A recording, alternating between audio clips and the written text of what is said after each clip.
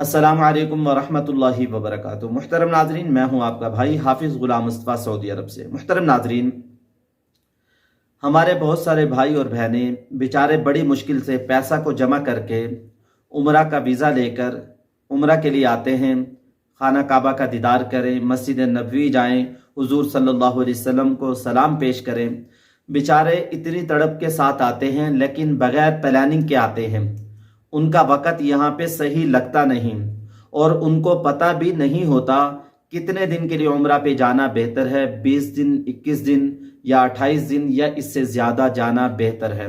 मुहतरम नाज़रीन, आप लोगों को इसी व्लॉग में बताने वाले हैं आप लोग कैसे खाना काबा के पास बार बार जा सकते हैं, यानी खाना काबा के सामने बारहा नमाज पढ़ सकते हैं, और कितने दिन का उम्रा बेहतर रहेगा, कितने दिन के लिए यहाँ आना बेहतर है, और सामान में क्या चीज़ लेकर आएं और कितना सामान लेकर आएं, लिक्विड चीज़ों को कैसे लाएं, आप लोगों को इस मुख्तसर सी वीडियो में बताने वाला हूं। आप लोगों से गुजारिश करूंगा इस व्लॉग को, इस वीडियो को आखिर तक पूरा सुनकर जाइएगा। मुहतरम नाज़रीन, पहली चीज़, उम्रा के लिए जब भी आप लोग आएँ 21-20 दिन भी सही है, लेकिन अफजल बेहतर ये है आप लोग 28 दिन के लिए आएँ। इन 28 दिनों के अंदर क्या होगा, आप लोग मदीना मुनव्वरा में जो 40 नमाजें हैं जिसकी हदीस मुबारक में फजीलत है वो भी हासिल कर लेंगे, और यहाँ आप लोग खूब सैराब भी हो जाएंगे, इधर उधर की ज़ियारतें भी आप लोग खूब कर लेंगे। देखिए, 15 दिन ऐसे ही गुजर जाते हैं। जब इंसान वहां से सफर करके आता है, थका होता है, 1-2 दिन ऐसे गुजर जाते हैं और बाद के 2-4 दिन ऐसे गुजर जाते हैं, बीच में बचता है 10 दिन। तो आप लोग कम से कम 28 दिन के लिए आएं, ये ज्यादा बेहतर रहेगा। तो मुहतरम नाजरीन, इन 28 दिन के अंदर इंसान कुछ ना कुछ सैराब हो जाता है, लेकिन आशिक लोग तो सारी ज़िंदगी भी यहाँ रहे वो सैराब नहीं होते। मुहतरम नाज़रीन, हम सऊदी अरब में रहते हैं, कितनी बार उम्रा कर चुके हैं, लेकिन दिल में अभी भी तड़प और अभी भी दिल धड़कता है खाना काबा को देखने को, तवाफ़ करने को। जब अल्लाह तौफीक देता है कर आते हैं। मुहतरम नाज़रीन, दिल इंसान का कभी भी सैराब नहीं होता इस घर से और मस्जिद नबवी से, रोज़ा रसूल से। तो बेहतर यह है कि आप लोग कम से कम 28 दिन का वीज़ा लेकर आएँ, 28 दिन के लिए यहाँ आएँ तो ज़्यादा बेहतर रहेगा।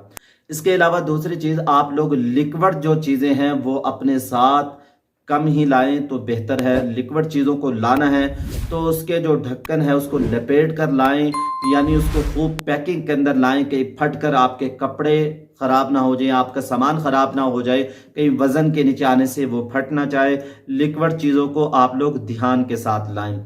और तीसरी चीज़, मुहतरम नाज़रीन, आप लोगों ने जो सामान लाना है वो कम से कम यहाँ सामान लेकर आएँ, ये आप लोगों के लिए ज़्यादा बेनिफिट रहेगा। इसमें आप लोगों को ज़्यादा सहूलत रहेगी। ज़्यादा सामान लाने में दिक्कत ही होती है, परेशानी होती है, वहाँ से भी उठाना संभालना।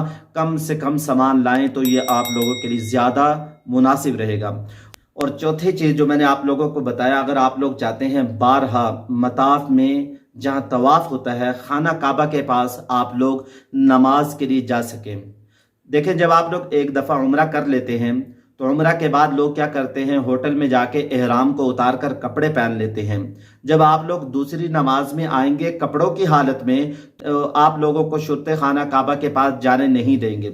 हाँ, जब आप लोग एहराम में होंगे तो एहराम की हालत में आप लोग खाना काबा के सामने जाकर दोबारा भी नमाज पढ़ सकेंगे। देखिए, जो लोग उम्रा के लिए आते हैं उनकी तड़प ही होती है जब भी नमाज पढ़े खाना काबा सामने हो और उसके सामने अल्लाह अकबर कह के नमाज की नीयत बांधे। आप लोग अपने एहराम को ना उतारें, एहराम अपने साथ 2-3 ले आएं। एक गंदा हो जाए तो गंदे को दोबारा धोकर दोबारा पहन सकते हैं। अगर आप लोगों ने कपड़े पहन लिए तो दोबारा आप लोगों को खाना काबा के करीब नहीं आने दिया जाएगा, बल्कि इधर उधर आप लोगों को कर दिया जाएगा, जिससे आप लोग खाना काबा के करीब नहीं आ सकेंगे। हमारे एक दोस्त जब उम्रा पे आए तो उन्होंने कहा कि मैंने तो यहाँ एहराम उतारा ही नहीं। कहने लगे, हमारे एक उस्ताद ने फरमाया यहाँ की जो वर्दी है वो एहराम है, वो यानी वो एहराम की हालत में रहे। और कहने लगे कि हम खाना काबा के पास ही हर वक्त नमाज यानी 5 नमाजें पढ़ते रहे और खाना काबा के पास ही रहे एहराम की वजह से। पांचवी चीज़, मुहतरम नाज़रीन, आप लोग एहराम एयरपोर्ट से पहन लें, लेकिन नियत ना करें। जब आप लोगों का जहाज़ यहाँ मिकात के करीब आएगा 10 मिनट पहले आप लोगों को बता देते हैं, उस वक़्त आप लोग नियत कर लें, यानी मिकात से नियत के साथ गुजरना ये लाजमी है। बगैर नियत के गुजरने से दम आ जाएगा। छठी चीज, जब आप लोग जद्दा एयरपोर्ट पर पहुंच जाएं तो आप लोगों के बोचर पर जो बस नंबर होगा उसी बस में बैठना है, और किसी बस में, किसी टैक्सी में, किसी सवारी में आप लोगों ने बिल्कुल नहीं बैठना।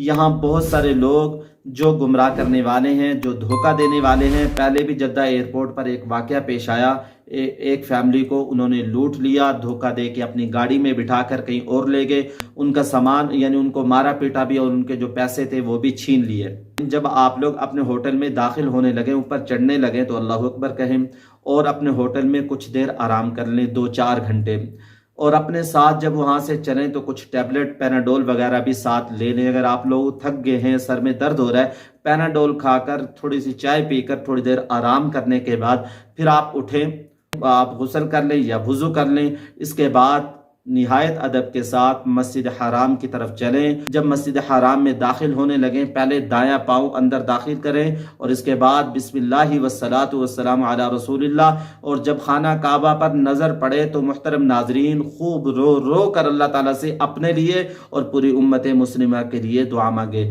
बाद लोग क्या करते हैं, जब मताम में दाखिल होते हैं 2 रकत नफल पढ़ते हैं। उलमा ये फरमाते हैं तवाफ 2 रकत के कायम मकाम होता है। इस बात को आप लोग समझ लें। आप लोगों ने जब फर्स्ट टाइम दाखिल होना है तो खूब दुआ मांगे और दुआ मांगने के बाद तवाफ स्टार्ट कर दें, तवाफ के 7 चक्कर लगाएं और उसके बाद आप लोग आब जमजम खूब पिएं। 8वीं चीज, आप लोग बार बार तवाफ कब कर सकते हैं आसानी के साथ। देखिए, नमाज फजर के बाद से 11 बजे दिन तक रश कम होता है। इस वक्त के अंदर आप लोग तवाफ आसानी के साथ कर लेंगे, वहाँ थोड़ी देर आराम भी कर सकते हैं, बैठ भी सकते हैं। इस वक्त में आना मुनासिब है। रात के वक्त में और आखिरी पहर तहज्जुद के वक्त में बहुत ज़्यादा रश होता है, जिसमें दिक्कत तकलीफ ज़्यादा होती है। मुहतरम नाज़रीन, आप इस बात को याद रख लें, इस हज उम्रे के सफ़र में आप लोगों ने किसी को तकलीफ़ नहीं देनी, किसी को सताना नहीं है, किसी को धक्का नहीं देना। कोई तकलीफ़ दे तो आप लोगों ने अल्लाह की रज़ा के लिए उसको माफ़ कर देना है। दुआओं में याद रखिएगा। अपनी राय का कमेंट्स बॉक्स में ज़रूर इज़हार कीजिएगा। अस्सलामु अलैकुम व रहमतुल्लाहि व बरकातहू।